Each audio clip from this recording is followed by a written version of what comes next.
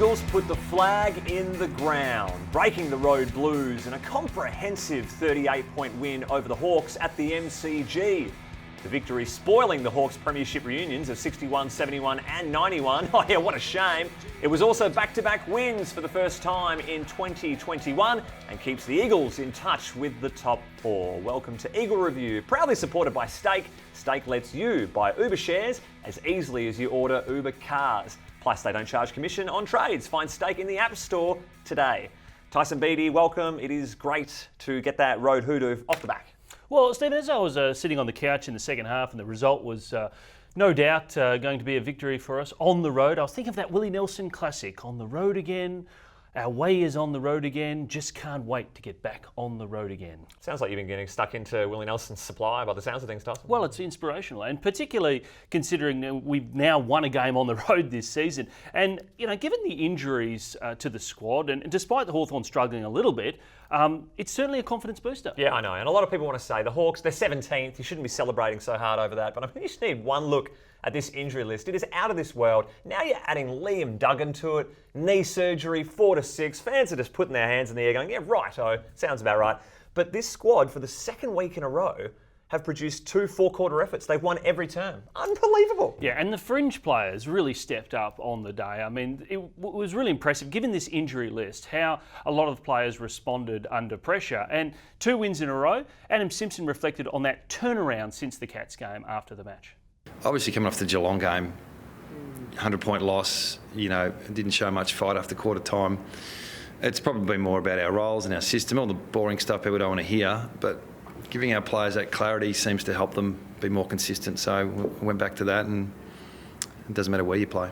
Well, it's a good thing that Channel 7 didn't have the game on the weekend. Not a lot of goals in the first quarter. Where's your ad revenue there, mate? Not a lot of commercial return, that's for sure. Now, it was the first goalless opening term since 2012, round 4. Guess who was playing in that one? Not these two teams, by any chance? Just happened to be. And the first goalless opening term at the MCG in 50 years. Astonishing. But there was a couple of close calls. There was. If we look at this one here from Zach Langdon, not exactly centimetre perfect here as this one goes across the line. Archie, this snap was agonisingly close. Correct. Just fell a little bit short there, but maybe a sign of things to come for Arch. The Eagles had 16 inside 50s, no goals, no marks. Now, we talked about this before. They're the most highly efficient inside forward 50 in the AFL, but they couldn't convert early. Defensively, you could just tell that both sides are really taking away the opposition's strengths. Yeah, it looked like they both played a man back at that stage. But I mean, Adam Simpson said post-game he was contemplating throwing Alan Ford, you know, at the start of the second quarter. 16 inside 50s, no result. They didn't hit the panic button in the end. They started Bally Williams very deep, who got brought into the side, and that looked to be a coaching masterstroke at one point, but couldn't convert, had 2 behinds. Hawthorn said, look, have a third, we'll give it to you, and he converted, which was great to see from the youngster, and that was one of the 7 majors kicked in this absolute, you know, barnstorming second term. Yeah, that was important. It was a big second term, but I think this was the turning point, Thumper. Hawthorn had a relatively easy shot on goal through Cousins here. He misses. Now, from the kick-in, we go all the way down the other end. Essentially, it's an 11-point swing. Yeah, you're right, TB. Pivotal moment in the term, as was Archie popping up for 2 goals in 20 seconds, the first couple of the quarter. Excellent effort for a bloke that's coming into the side, hasn't played since round 2, TB.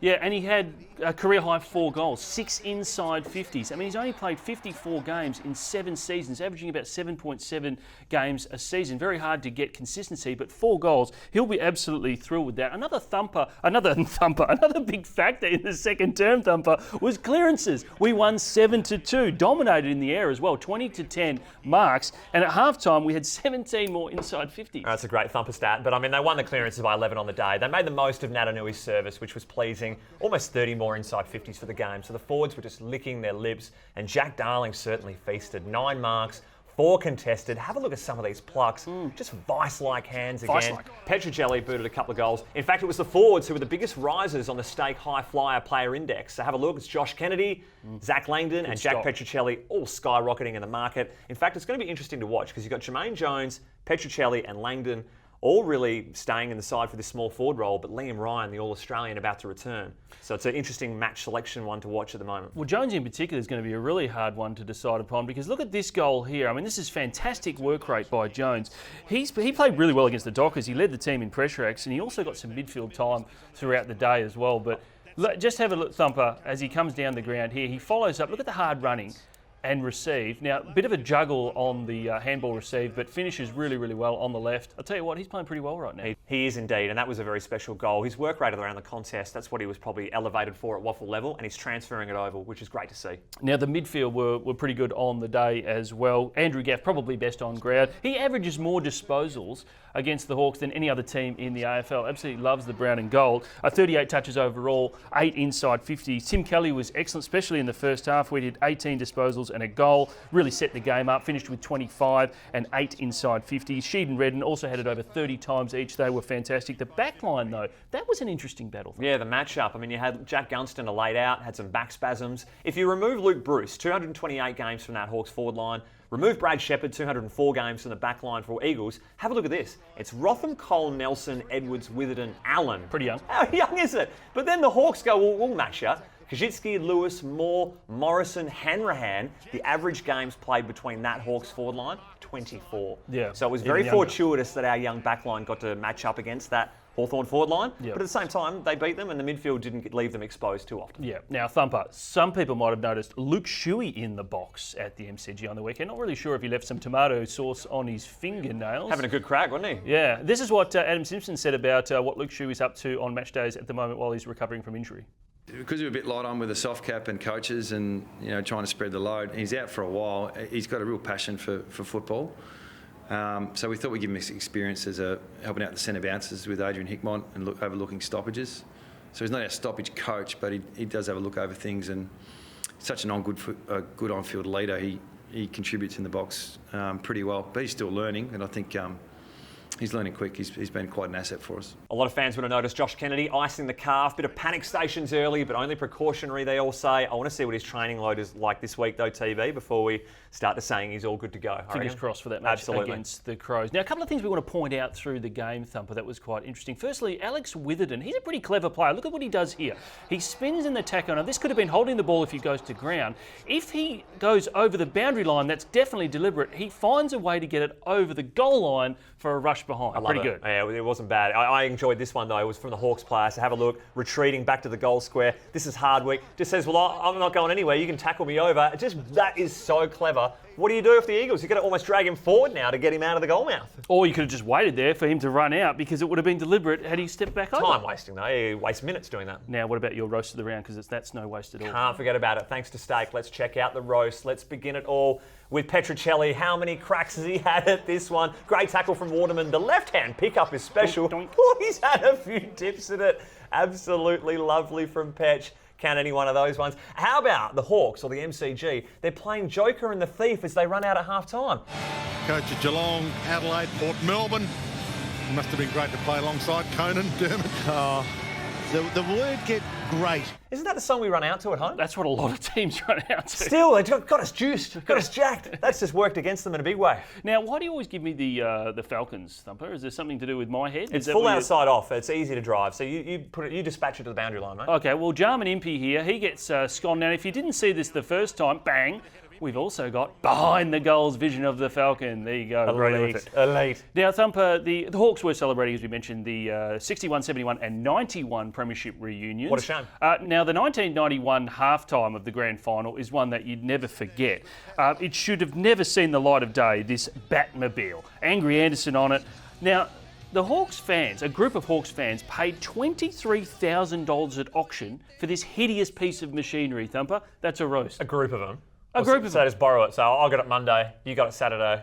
What a bunch of weirdos. Have a look at this one. Archie, the tackle on Jouth, not paid. In what hemisphere is that not holding the footy? Oh my goodness. And now we're going to go to roasting the senior coach. Always a dangerous proposition when you're hanging by the skin of your teeth in your job. But Simo, what's going on with your phone? The first quarter we had good field position, good entries. Not good entries. Sorry, I didn't quite catch that. Could you please repeat it? It's actually my phone.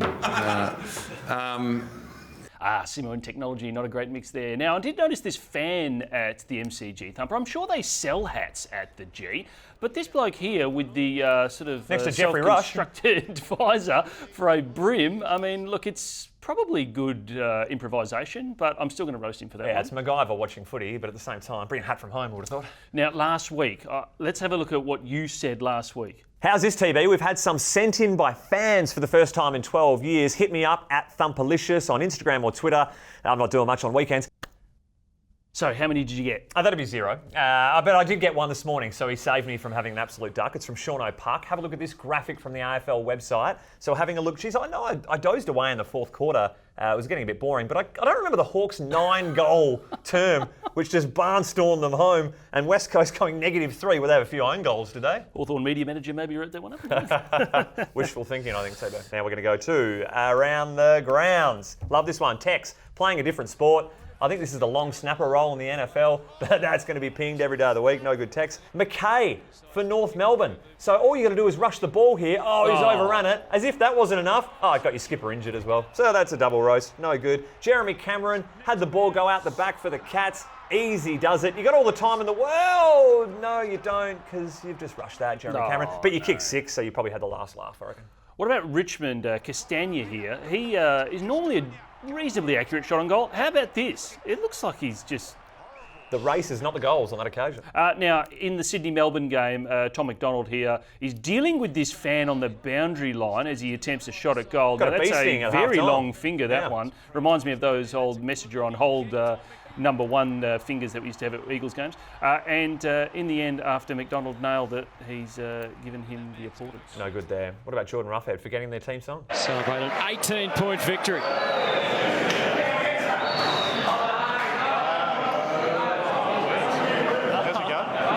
That was pretty good, but this is the winner. Yeah, unfortunately, we're going to go to fan v fan. So North Melbourne kid tries to bring the ball back out. What a kick. He smashed his teammate / fellow supporter in the nose. Oh, he's wearing it hard. I know the result isn't going your way, North Melbourne, but trying to attack each other in the stands.